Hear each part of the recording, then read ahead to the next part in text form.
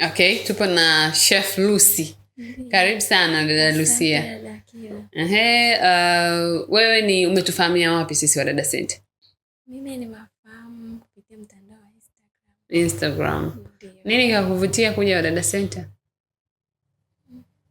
Siku nilimwona dada mmoja anajielezea alivyokuja hapa hadi kufanikiwa kwake. Alikuwa mtu wa chini sana. Okay. Baada ya kufanya kazi na Dada Center. Alipata mtaji, akapata uwezo. Alipata mtaji wake. Kwaona kufungua kazi yake mwenyewe. Kwaona wewe una ndoto za kuwa na biashara yako. Wewe unapanga kufanya biashara gani?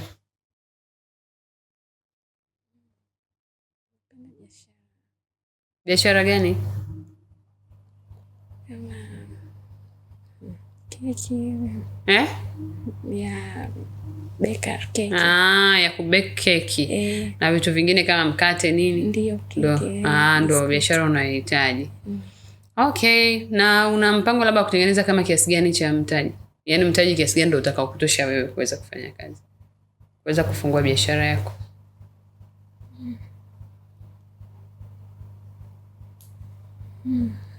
Kama hujafanya research kweli, chef. Nimefanya. Shilingi ngapi unahitaji?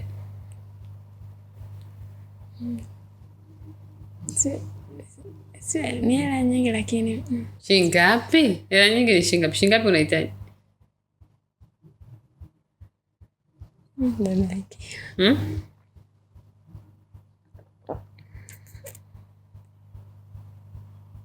Sema unahitaji mtaji shilingi ngapi?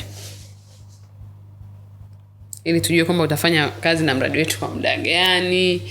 Unahitaji shilingi ngapi uweze kufungua sehemu yako ya bakery?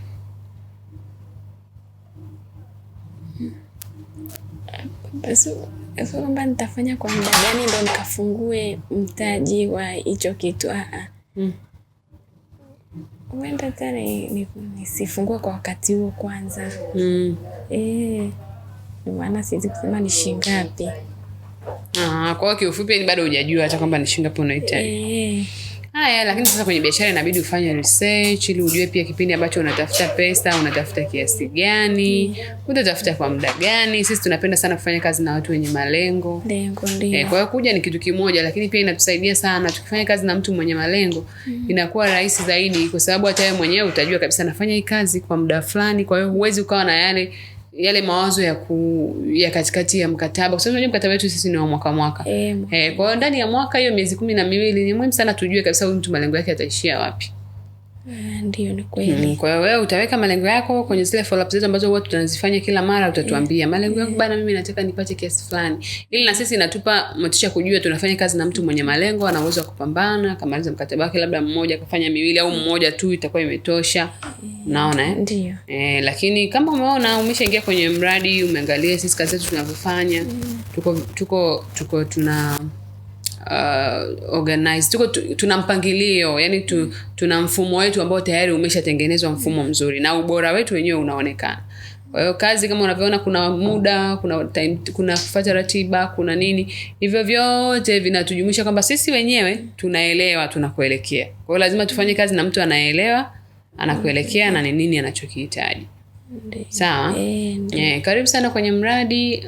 Utapitia mafunzo ya muda mfupi, baadaye utapangwa kazi, lakini kama nilivyomwambia dada Joyce, na wewe nenda ukapeperushe vyema bendera ya Dada Center, lakini bendera yako ya ndoto zako zaidi. Sawa? Ndio. Kama kwa chochote kile, mradi wetu upo kwa ajili ya kuhakikisha kwamba wewe unakuwa salama, mazingira wezeshi ya wewe kuweza kufanikisha kazi zako. Na uzuri pia umepitia kwenye mafunzo ya chakula kidogo. Japokuwa una uzoefu mkubwa, lakini tayari darasani umekaa, kwa hiyo maarifa unayo. Nenda kaonyeshe. Mara zote tunasema kama ukiajiriwa kama smart dada, kafanye kama professional. Wewe unaweza usipate chance ya kuanzia kama professional kwa sababu una uzoefu wa kupika vyakula. Lakini hapo utakapoweza kuanzia, kafanye baada ya mwaka mmoja. Huyo hapo unafanya kama professional. Kwa kila siku ikapate kuwa ni siku ya wewe kujifunza kitu kipya, ya kuboresha yale ambayo unayajua. Sawa? Ndio. Vyeti peke yake havitoshi. Kwa hiyo tunataka bosi wako huyu utakayeenda kufanya naye kazi atuambie kabisa, bana huyu mmenipa kama smart, lakini kwa kweli ni chef. Hiyo itatupa sisi nguvu kwamba ukimaliza mkataba tu yule pale chef tunaye. Sawa? Ndio. Kwa sababu vyeti peke yake havipiki. Vyeti peke yake haviangalii watoto wala havifanyi usafi.